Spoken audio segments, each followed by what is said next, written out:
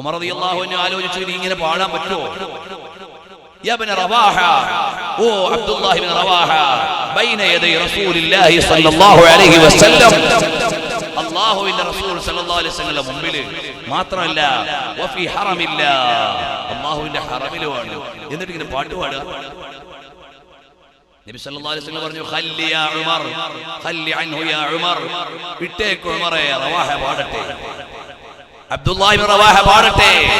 നല്ല പാട്ടാണത്. അപ്പോൾ മൗലിദിനെ പോലെ നല്ല പാട്ട് വേറെയുണ്ടോ? ഉനിദൽ ഹബീബു സയ്യിദുൽ മുതഅബ്ബിദു വന്നൂറു മിൻ വജനാതിഹി യതവഖദു. എന്താണ് അതിന്റെ ആശയം? നബി സല്ലല്ലാഹു അലൈഹി വസല്ലം തങ്ങൾ പിറവിയെടുത്തു. അവിടുത്തെ കവിൾത്തടത്തിൽ നിന്ന് പ്രകാശം ഇങ്ങനെ പ്രവഹിക്കുകയാണ്. ജിബ്രീലു നാദാ ഫീ മനസ്സതി ഹുസ്നിഹി ഹദാ മലീഹുൽ കൗനി ഹദാ അഹ്മദു.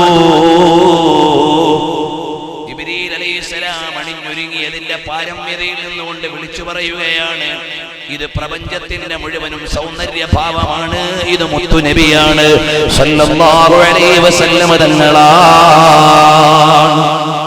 ഇത്ര മധുരതരമായ പാട്ട് വേറെ എവിടെയാണ്? ഇത്ര മധുരതരമായ ഗാനം വേറെ ഏതാണ്? ഇത്ര മനോഹരമായ ബൈത്തുകൾ വേറെ ഏതാണ്? അബ്ദുല്ലാഹി റവാഹ തങ്ങൾ പാടുകയാണ്, ഖല്ലൂബനിൽ കുഫാരി അൻ സബീലിഹി. മുത്തുനബി സല്ലല്ലാഹു അലൈഹി വസല്ലം തങ്ങളുടെ മുന്നേറ്റത്തിന്റെ ഗാഥ പാടുകയാണ്.